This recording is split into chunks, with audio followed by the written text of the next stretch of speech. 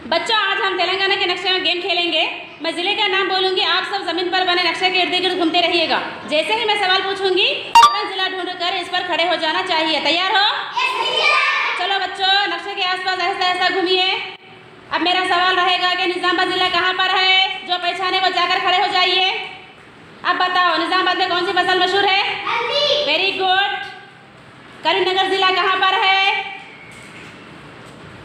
करीमनगर में कौन सी फसल सबसे ज्यादा होती है? Very good.